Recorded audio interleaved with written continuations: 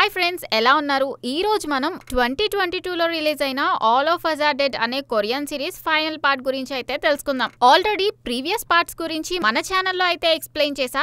ఎవరైతే చూడని వాళ్ళు ఉంటే కింద డిస్క్రిప్షన్ లో అయితే వీడియో లింక్ ఇస్తాను. చూడని వాళ్ళు ఉంటే వెళ్ళి చూసేయండి. ఆ వీడియోస్ చూడకుండా ఈ వీడియో చూస్తే అసలు మీకు స్టోరీయే అర్థం కాదు. ఇంకెందుకు లేట్, వీడియోలోకి వెళ్ళిపోదాం పదండి. మనం లాస్ట్ ఎపిసోడ్ లో చెప్పినట్టుగానే టీచర్ పింక్ స్వెటర్ అమ్మాయిని కాపాడి తనతో తీసుకువెళ్తుంది. కానీ జాంబీస్ మాత్రం వీళ్ళ వెంటే పడతాయి. అప్పుడే ఈ టీచర్ ఆ అమ్మాయిని కాపాడాలని ట్రై చేస్తుంది. కానీ ఆ ప్రాసెస్ లో టీచర్ చనిపోతుంది. టీవీలో వచ్చిన న్యూస్ చూసిన తర్వాత కొంతమంది పేరెంట్స్ తమ పిల్లల్ని ఎలాగైనా కాపాడుకోవాలని స్కూల్ కి బయలుదేరతారు. కానీ వాళ్ళల్లో కూడా కొంతమంది జాంబీస్ లాగా మారిపోతారు. ఇంకా శాన్ ని కలవడానికి వెళ్లిన వాళ్ళ మామ్ ని కూడా కొన్ని జాంబీస్ కరవడం వల్ల ఆమె కూడా జాంబీ లాగా మారిపోతుంది. ఇంకో పక్క మిస్టర్ లీ ని పోలీసులు ఇంట్రాగేషన్ చేస్తుంటే చాలా జాంబీస్ అనేవి పోలీస్ స్టేషన్ పై అటాక్ చేస్తాయి. అవి చాలా మంది పోలీసులను కరిచి వాళ్ళను కూడా జాంబీస్ లాగా మార్చేస్తాయి. మిస్టర్ లీ ని ఇంట్రాగేట్ చేస్తున్న పోలీస్ ఆఫీసర్ మిస్టర్ లీ ని బయటికి తీసుకెళ్లాలని ట్రై చేస్తాడు. కానీ జాంబీస్ ఎక్కువ ఉండడంతో పోలీస్ ఆఫీసర్ వాటితో ఫైట్ చేయాల్సి వస్తుంది. మిస్టర్ లీ జాంబీస్ అందరినీ చూసి నేను ఎంత పెద్ద తప్పు చేశానా అని పశ్చాత్తాపడతాడు. తను పోలీస్ ఆఫీసర్ కి స్కూల్లో ఉన్న ఒక ల్యాప్టాప్ గురించి చెప్తాడు. ఆ ల్యాప్టాప్ లో జాంబీస్ ని ఎలా అంతం చేయాలన్న పూర్తి వివరాలు ఉన్నాయి. నువ్వు వెళ్లి ల్యాప్టాప్ ని కనిపెట్టు అని పోలీస్ కి చెప్తాడు మిస్టర్ లీ. తర్వాత మిస్టర్ లీ జాంబీస్ దగ్గరికి వెళ్లి పోలీస్ ని కాపాడతాడు. అప్పుడు జాంబీస్ అన్ని లీని కరవడంతో లీ కూడా జాంబీలా మారిపోతాడు. ఈ పోలీస్ ఆఫీసర్ పోలీస్ స్టేషన్ నుంచి తప్పించుకుని స్కూల్ కి బయలుదేరతాడు. కానీ ఇతను మంచి వ్యక్తి కావడంతో దారిలో కనిపించిన వాళ్ళందరినీ తనతో తీసుకెళ్లాలనుకుంటాడు. అలాగే ఒక చిన్న పిల్లని, జాంబీస్ నుంచి షూట్ చేయడానికి వచ్చిన ఒక యూట్యూబర్ ని, ఇంకా పోలీస్ ఆఫీసర్ ని అండ్ ఈ శాన్ మామ్ రెస్టారెంట్ లో ఉన్న చిన్న బాబుని కూడా కాపాడతాడు. ఇలా పోలీస్ ఆఫీసర్ టైం వేస్ట్ చేసేస్తాడు. జాంబీ వైరస్ స్ప్రెడ్ అయ్యి ఒక రోజు గడిచిపోతుంది. స్కూల్లో ఉన్న స్టూడెంట్స్ అందరూ ఎక్కడున్న వాళ్ళు అక్కడే ఉంటారు. వీళ్ళని కాపాడడానికి ఎవరు కూడా రారు. అసలు ఈ స్టూడెంట్స్ అందరూ స్కూల్లో ఉన్నారన్న విషయమే పోలీసులు మర్చిపోతారు. స్టూడెంట్స్ అందరూ కూడా పోలీసులు ఎవరూ రాకపోవడంతో చాలా భయపడుతూ ఉంటారు. ఇప్పుడు వాళ్ళ దగ్గర కనీసం ఎవరికైనా ఫోన్ చేసి హెల్ప్ అడగడానికి కూడా మొబైల్స్ ఉండవు. బికాస్ ఈ మొబైల్స్ అన్నిటిని టీచర్ క్లాస్ స్టార్ట్ అయ్యే ముందే తీసుకుని వాళ్ళ దగ్గర పెట్టుకుంటారు. సో మొబైల్స్ అన్ని స్టాఫ్ రూమ్ లోనే ఉంటాయి. కానీ స్టాఫ్ రూమ్ లో మాత్రం చాలా జాంబీస్ అయితే ఉంటాయి. ఇంకో దారి లేక శాన్ అండ్ సోయు ఆ మొబైల్స్ కోసం విండో ద్వారా స్టాఫ్ రూమ్ లోకి వెళ్తారు. నెక్స్ట్ బిల్డింగ్ రూఫ్ మీద ఉన్న అమ్మాయికి ఒక విషయం గుర్తొస్తుంది. యాక్చువల్లీ ఈ అమ్మాయి న్యూడ్ వీడియో తీసి వాళ్ళ క్లాస్ గ్రూప్ లో 9 గంటలకి షెడ్యూల్ చేసి అప్లోడ్ చేస్తారు. దాంతో ఆ అమ్మాయి ఎలాగైనా ఆ మొబైల్స్ ని నాశనం చేయాలని అనుకుంటుంది. టైం కూడా ఆల్మోస్ట్ 9 అయిపోతుంది. దాంతో ఆ అమ్మాయి స్కూల్ స్టాఫ్ రూమ్ లోకి బయలుదేరుతుంది. దారిలో ఈ అమ్మాయిని చాలా జాంబీస్ కొరికేస్తాయి. దాంతో ఈ అమ్మాయి జాంబీస్ ని లెక్క చేయకుండా ఫోన్స్ పగలగొట్టడానికి స్టాఫ్ రూమ్ కి వెళ్తుంది. అండ్ అక్కడున్న అన్ని మొబైల్స్ ని పగలగొట్టేస్తుంది. శాన్ అండ్ సోయు కూడా స్టాఫ్ రూమ్ లోకి వచ్చి ఈ అమ్మాయి చేసే పనులన్నిటినీ కూడా చూస్తారు. ఆ అమ్మాయి అన్ని మొబైల్స్ ని పగలగొట్టేస్తుంది. కానీ ఒకే ఒక్క మొబైల్ మాత్రం శాన్ కి దొరుకుతుంది. శాన్ ఆ మొబైల్ తీసుకుని సోయుని ఆ రూమ్ లో నుంచి పంపించేసి అతను మాత్రం జాంబీస్ నుంచి తప్పించుకుంటూ ప్రిన్సిపల్ రూమ్ దగ్గరికి చేరుకుంటాడు. ఆ రూమ్ లో ప్రిన్సిపల్ తో పాటు ఈ సిరీస్ కి మెయిన్ విలన్ అయిన గ్వీనమ్ కూడా ఉంటాడు. ఇతను ఫస్ట్ నుంచి కూడా జాంబీస్ అన్నిటిని చంపుకుంటూ ఈ రూమ్ కి వస్తాడు. ఇతను జాంబీస్ అన్నిటిని చంపి మంచి ఎంజాయ్మెంట్ అయితే లభిస్తుంది. ప్రిన్సిపల్ రూమ్ లో గ్వీనమ్ కి కోపం వచ్చి ప్రిన్సిపల్ ని కూడా చంపేస్తాడు.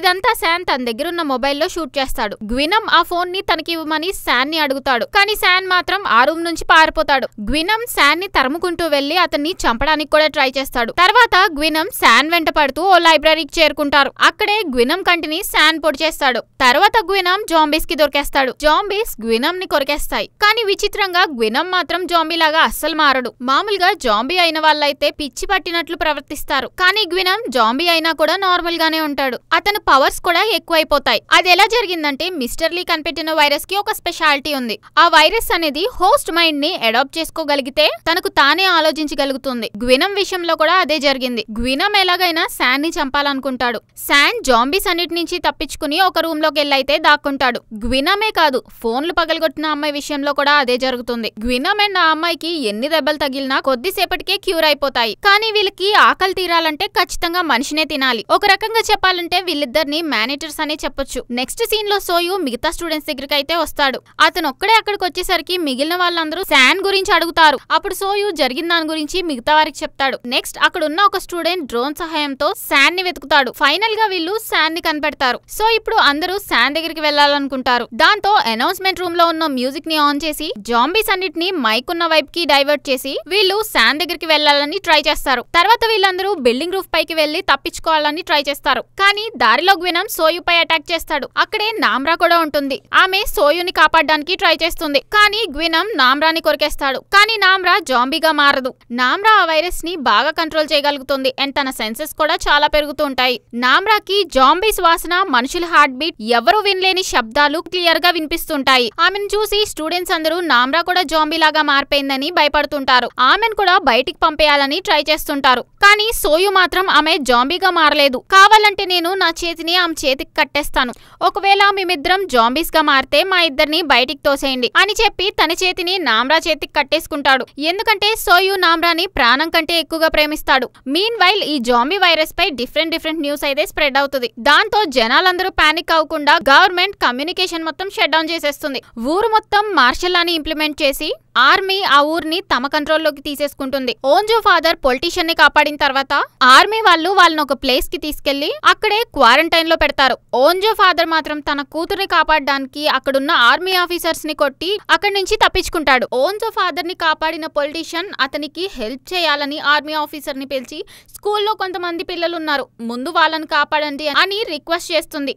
ఆ మాట వినగానే ఆర్మీ ఆఫీసర్ స్కూల్ కి ఒక హెలికాప్టర్ ని పంపుతాడు. ఇంకో పక్క రూమ్ లో ఉన్న స్టూడెంట్స్ అందరూ కలిసి ఒక ప్లాన్ వేస్తారు. వీళ్ళు బెంచెస్ అండ్ టేబుల్స్ ని ఒక గుట్టగా పేర్చి పెద్ద సౌండ్స్ చేసి జాంబీస్ అన్నిటిని ఆ రూమ్ లోకి రానిస్తారు. తర్వాత వీళ్ళంతా కలిసి ఇంకో డోర్ నుంచి బిల్డింగ్ పైకి బయలుదేరతారు. వీళ్ళు రూఫ్ దగ్గరికి వెళ్ళగలుగుతారు. కానీ బిల్డింగ్ పై ఉన్న అబ్బాయి మాత్రం రూఫ్ దగ్గర ఉన్న డోర్ ని లాక్ చేస్తాడు.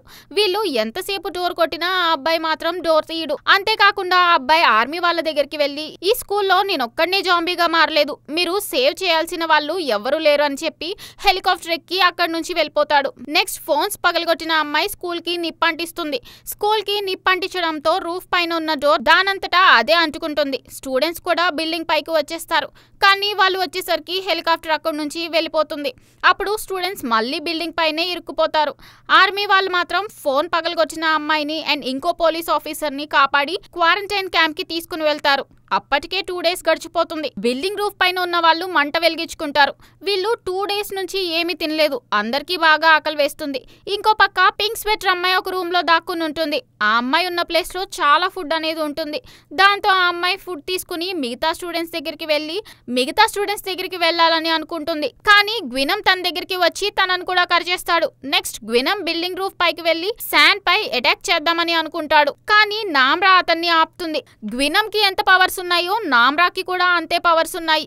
ఎందుకంటే ఆమె కూడా హాఫ్ జాంబీ కాబట్టి.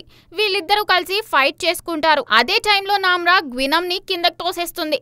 ఇలా ప్రతి ఒక్కరు కూడా ఒకరినొకరు కాపాడుకుని ఉంటారు. బాత్రూమ్ లో ఉన్న వాళ్ళు తప్పించుకుందామని ట్రై చేస్తారు. కానీ ఆచరి తెలిసిన అమ్మాయి తన తమ్ముడు కోసం స్కూల్ మొత్తం వెతకడానికి వెళ్తుంది.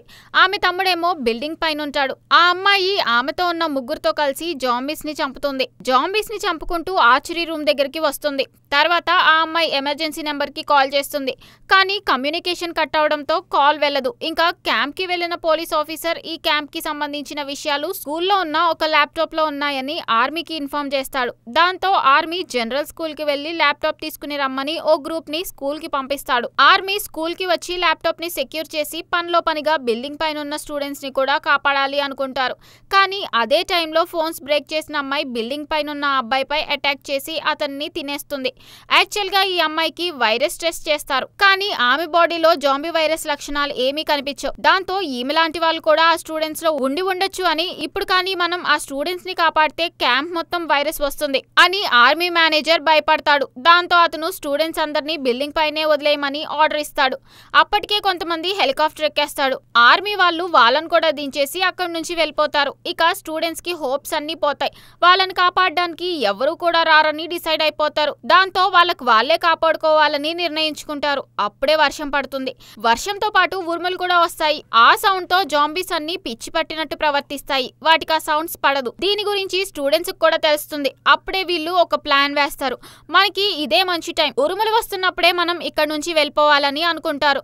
కానీ మన స్కూల్లో ఉన్న టెన్నిస్ గ్రౌండ్ దాటగలిగితే పక్కనే ఒక కొండ ఉంటుంది. ఒక్కసారి ఆ మౌంటైన్ లోకి ఎంటర్ అయ్యి పక్క ఊరిలోకి ఎంటర్ అవుతే మనం తప్పించుకోవచ్చు అని అనుకుని బిల్డింగ్ లో నుంచి బయలుదేరతారు. దారిలో వాళ్ళకి ఆశ్చర్య అమ్మాయిలు వాళ్ళు కలుస్తారు. ఇప్పుడు అందరూ కలిసి స్పోర్ట్స్ రూమ్ కి వెళ్తారు. ఆ రూమ్ లో చాలా జాంబీస్ ఉంటాయి. అవన్నీ కలిసి వీరిపై దాడి చేస్తాయి. ఆ టైంలో కొంతమంది వీళ్ళ దగ్గర నుంచి విడిపోతారు. మెల్లగా వాళ్ళు అక్కడే ఉన్న చిన్న రూమ్ లోకి వెళ్లి దాక్కుంటారు. అప్పటికే ఆల్రెడీ 3 days గడిచిపోతాయి. స్టూడెంట్స్ అందరూ బాగా టయర్డ్ అయిపోతారు. ఇంకో పక్క ఆర్మీ మిస్టర్ లీ ల్యాప్టాప్ అనలైజ్ చేస్తారు. ఆ ల్యాప్టాప్ లో ఉన్న ఒక వీడియోలో మిస్టర్ లీ ఈ వైరస్ కి అసలు క్యూర్ లేదు అని చెప్తాడు. అంతేకాక మిస్టర్ లీ ఈ వైరస్ ఒక్కసారి బాడీలోకి వెళ్తే అది వైట్ బ్లడ్ సెల్స్ తో పోరాడి డిఫరెంట్ గా మ్యూటేషన్ చేస్తుందే తప్ప చావదు. వైరస్ వెళ్లిన వాళ్ళ గుండె వెంటనే ఆగిపోతుంది. అంటే మనిషి అప్పటికే చనిపోతాడు. మనం చనిపోయిన వాళ్ళని బ్రతికించలేం. ఆ వైరస్ ఆపాలి అంటే హోస్ట్ బాడీనే తగలబెట్టాలి అని చెప్తాడు. అది విని ఆర్మీ దగ్గర ఉన్న ఒక సైంటిస్ట్ కి ఒక డౌట్ వస్తుంది. అసలు అతను చెప్పింది నిజమా అని మిస్టర్ లీ చెప్పిన విధంగా వైరస్ ని రీక్రియేట్ చేస్తాడు. వైరస్ పర్ఫెక్ట్ గా రెడీ అవుతుంది. అప్పుడే అందరికీ లీ మాటలపై నమ్మకం కలుగుతుంది. అంటే ఇప్పుడు ఈ వైరస్ కి వ్యాక్సిన్ కనిపెట్టడం ఇంపాసిబుల్ అని అందరికీ అర్థమవుతుంది. దాంతో గవర్నమెంట్ ఆఫీసర్స్ అందరూ ఒక మీటింగ్ ని ఏర్పాటు చేసుకుంటారు. ఇప్పుడు ఆ ఊరు నుంచి ఒక్క జాంబీ బయటకు వచ్చినా మిగతా ఊరన్నీ నాశనం చేస్తాయి. అదే జరిగితే ఈ కంట్రీ మొత్తం ఒక జాంబీ ల్యాండ్ గా మారిపోయే అవకాశం ఉందని ఒక వ్యక్తి ఆ మీటింగ్ లో చెప్తాడు. ఇప్పుడు ఆర్మీ దగ్గర ఆ ప్రాబ్లం కి ఒకే ఒక్క సొల్యూషన్ ఉంటుంది. అదేంటి అంటే ఆ ఊర్ని బాంబ్స్ పెట్టి పేల్చేయడం. ఆర్మీ కూడా బాంబ్స్ ని వేయడానికి ప్రిపేర్ అవుతుంది. మరి ఆ బిల్డింగ్స్ లో స్పోర్ట్స్ రూమ్ లో ఉన్న స్టూడెంట్స్ కొన్ని బాస్కెట్స్ అడ్డు పెట్టుకొని తప్పించుకోవడానికి ట్రై చేస్తారు. ఆ ప్రాసెస్ లో ఇంకో అబ్బాయిని జాంబీ కొరికేస్తుంది. అతను కూడా జాంబీ లాగా మారిపోతాడు. వీళ్ళంతా డోర్ దగ్గరికి చేరుకుంటారు. కానీ డోర్ లాక్ చేసి ఉంటుంది. జాంబీస్ ఆల్మోస్ట్ వీళ్ళందరినీ చంపైపోతాయి. కరెక్ట్ గా అప్పుడే ఓన్జో ఫాదర్ ఆ స్కూల్ కి వచ్చి ఆ డోర్ ని ఓపెన్ చేస్తాడు. అలాగే అందరినీ కాపాడి టెన్నిస్ స్కోర్ వరకు తీసుకుని వెళ్తాడు. అప్పుడే జాంబీస్ అన్ని వీళ్ళని చుట్టుముట్టేస్తాయి. అప్పుడు ఓన్జో ఫాదర్ జాంబీస్ అన్ని తన దగ్గరికి తెప్పించుకుని స్టూడెంట్స్ ని ఎస్కేప్ చేస్తాడు. జాంబీస్ ఓన్జో ఫాదర్ ని కొరికేస్తాయి. దాంతో అతను కూడా జాంబీలా మారిపోతాడు. ఇప్పుడు స్టూడెంట్స్ అందరూ కలిసి కొండపైకి వెళ్ళడానికి ట్రై చేస్తారు. అప్పుడు కొన్ని జాంబీస్ వీళ్ళపై అటాక్ చేస్తాయి. దాంతో వీళ్ళంతా ఒక కన్స్ట్రక్షన్ సైట్ లోకి వెళ్లి దాక్కుంటారు. అప్పుడు ఆర్మీ వాళ్ళు ఓ ఊర్లోకి వెళ్లి ఒక అనౌన్స్మెంట్ ఇస్తారు. మేము ఈ ఊరిపై బాంబులు వేయబోతున్నాం. జాంబీల్లాగా మారని వాళ్ళుంటే అండర్ గ్రౌండ్ లోకి వెళ్లి దాక్కోండి అని అనౌన్స్మెంట్ లో చెప్తారు. ఆ మాటలన్నీ నామ్రాకి వినిపిస్తాయి. దాని గురించి మిగిలిన వారికి చెప్తుంది. ఇంకా స్టూడెంట్స్ కూడా అక్కడ ఉండకూడదని అర్థమవుతుంది. అప్పుడే గ్వినమ్ వాళ్ళ దగ్గరికి వచ్చి శాన్ పై అటాక్ చేస్తాడు. అండ్ ఆల్సో శాన్ చేతిని కొరికేస్తాడు. ఎలాగో శాన్ జాంబీలాగా మారిపోతున్నాడు కాబట్టి తను మారిపోయే లోపు మిగతా వారిని కాపాడి చనిపోవాలని అనుకుంటాడు. దాంతో శాన్ గట్టిగా అరిచి జాంబీస్ అన్నిటిని తనపై రప్పించుకుంటాడు. మిగిలిన వాళ్ళు మౌంటైన్ దగ్గరికి చేరుకుంటారు. అప్పటికే ఆర్మీ వాళ్ళు బాంబ్స్ వేస్తారు. ఆ బాంబ్ బ్లాస్ట్ లో శాన్ అండ్ గ్వినమ్ ఇద్దరు చనిపోతారు. ఆ సిటీని బాంబ్ తో బ్లాస్ట్ చేయడంతో జాంబీస్ అన్ని చనిపోతాయి. ఇంకో పక్క ఆర్మీ మేనేజర్ జాంబీస్ తో పాటు చాలా మంది అమాయకులు చనిపోయి ఉంటారని బాధపడి గన్ తో తనకు తానే షూట్ చేసుకుని చనిపోతాడు. అంటే అతను చాలా గిల్టీగా ఫీల్ అయ్యాడు. నెక్స్ట్ ఆర్మీ ఆ ఊర్లో ప్రతి ఇంటికి వెళ్లి ఇంకా జాంబీస్ ఉన్నాయేమో అని చెక్ చేసి వాటిని కూడా చంపేస్తారు. ఇంకో పక్క స్టూడెంట్స్ ఆ ఊరు నుంచి బయటపడి ఇంకో ఊరికి చేరుకుంటారు. కానీ జాంబీస్ అక్కడ కూడా ఉన్నాయి. వీళ్ళపై అటాక్ చేస్తాయని ఆశ్చర్య అమ్మాయి బ్రదర్ ఆమెను కాపాడడానికి జాంబీస్ చేతిలో చనిపోతాడు. టైం గడిచే కొద్దీ నామ్రా తనలో ఉన్న వైరస్ ని కంట్రోల్ చేసుకోలేకపోతుంది. ఆమె ఓన్జోపై అటాక్ చేయబోతుంది. నామ్రాకి ఒక విషయం అర్థమవుతుంది. నేను కానీ వీళ్ళతో ఉంటే ఎవరొకరిని ఖచ్చితంగా చంపేస్తానని భయపడి వీళ్ళ నుండి విడిపోయి తిరిగి వెనక్కి వెళ్ళిపోతుంది. ఫైనల్ గా 6 మంది స్టూడెంట్స్ జాంబీ నుంచి తప్పించుకుని ఆర్మీ క్యాంప్ కి చేరుకుంటారు. ఆ ఆర్మీ అందరినీ క్వారంటైన్ లో పెడుతుంది. అలాగే ఈ ఇన్సిడెంట్ జరిగి 4 months అవుతుంది. ఈ 4 months స్టూడెంట్స్ అందరూ కూడా క్వారంటైన్ లో ఉంటారు.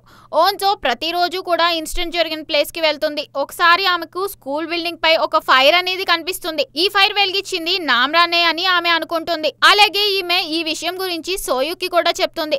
నెక్స్ట్ డే నైట్ ఈ 6 members కలిసి స్కూల్ బిల్డింగ్ మీదకు వెళ్తారు. అక్కడే నామ్రా ఉంటుంది. నామ్రా ఇప్పుడు సగం మనిషి సగం జాంబీ. నామ్రాని తిరిగి రమ్మని వాళ్ళు అడుగుతారు. కానీ నామ్రా మాత్రం నాలాంటి వాళ్ళు ఇక్కడ చాలా మంది ఉన్నారు, వాళ్ళందరికీ ఇప్పుడు నా సహాయం అవసరం అని చెప్పి బిల్డింగ్ పై నుంచి కిందకు దూకేస్తుంది. ఇక్కడతో ఈ డ్రామా సిరీస్ అనేది ఎండ్ అవుతుంది. ఇక్కడ మనం ఒక విషయం గమనించాలి. ఈ ఎండింగ్ అనేది సీజన్ 2 కి రిప్రజెంటింగ్ లా పనిచేస్తుంది. తెలుసుకున్నారు కదా All of Us Are Dead series గురించి. మీకు వీటిల్లో నచ్చిన క్యారెక్టర్ ఏదో కింద కామెంట్ బాక్స్ లో తెలియచేయండి. మీకు నచ్చిన సిరీస్ ఏదైనా ఉంటే కింద కామెంట్ బాక్స్లో తెలియచేయండి. నెక్స్ట్ వీడియోతో మీ ముందుకు వస్తాను. Until then bye bye.